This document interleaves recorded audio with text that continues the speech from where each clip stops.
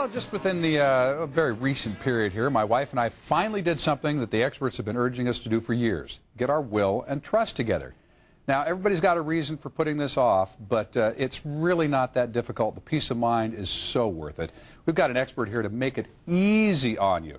Michael Walters from the law firm of Walters and Ward, and I see here where they often call you the trust professor. You teach on this a lot, don't you? I do 4 workshops a week, almost every week in Southern California. Okay, folks, so grab a pencil, because coming up we're going to show you where you can go to one of these workshops and put a will and trust together and learn how to get started on the process. First off, why should people have a will and trust? I mean, you know, when you pass away, the courts have provisions to divide up your goodies.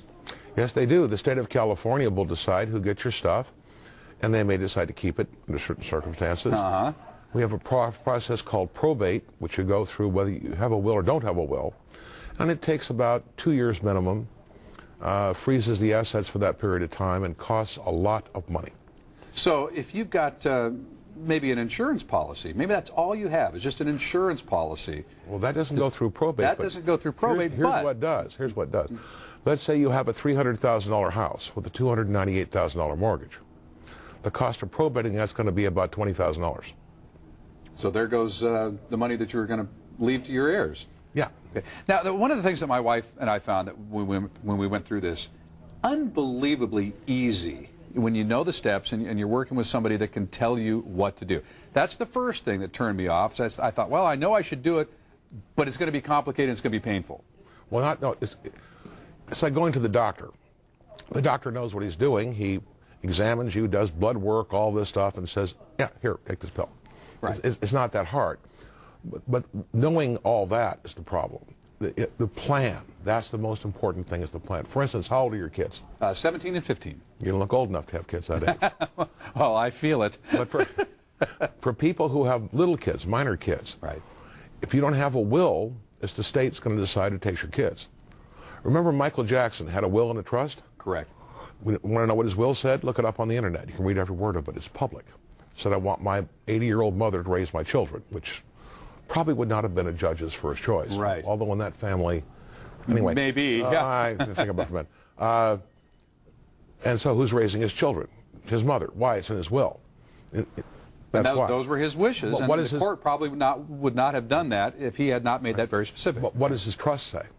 We'll never know. Trusts are completely public. Wills are completely public. Trusts are private? Private. Wills are public. Okay. Right? Okay. And so that's why you need both, one of the many reasons. But if you have a minor child, and don't you care who raises them? Another thing that you can do with the trust that we do all the time is you may want to leave things to your kids equally. But when? You know what? This is something that we definitely were very specific about. We hadn't thought about it until the person we were working with said, well, if you have this money from an insurance policy and from the equity in the home and so forth, when would you like them to get that? And we said, oh. Not 18. Maybe not 18, exactly. No, because I've done this for 38 years. They get it when they're 18, they go out and buy a Corvette. Right.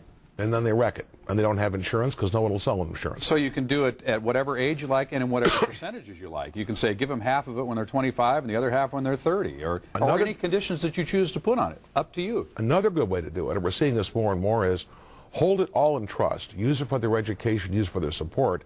Don't give it to them until they reach an age of reason, which I think is 30. Okay. It's beyond the reach of their creditors. They can file bankruptcy and not lose it. It's beyond the reach of the spouse. You know, the first spouse with all the holes in the ear and the big tattoo on the neck, you know, that one.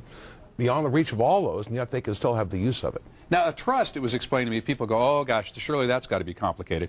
Simplest thing in the world. It's just like a vessel that you put things in, right? I demonstrate it by using a bowl and beans. Perfect. It's a bowl, Perfect. you put the beans in the bowl. Yeah. And that's all it is. You're just saying, okay, anytime you fill out a form that says what's your beneficiary, you don't have to decide anymore once you have a trust. The trust is the beneficiary. You just pour the beans into the bowl, right? With a few exceptions, and this is where we're seeing people getting in trouble.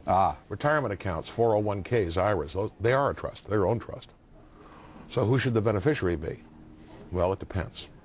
Okay, so these are the kinds of things that folks should go to the seminar for. Now, you've got another one, as you said, coming up. We're going to have the information there for everybody. We'll have it on our website as well. It's not something that you can do in 10 minutes, though. You need to commit a little bit of time to this, correct?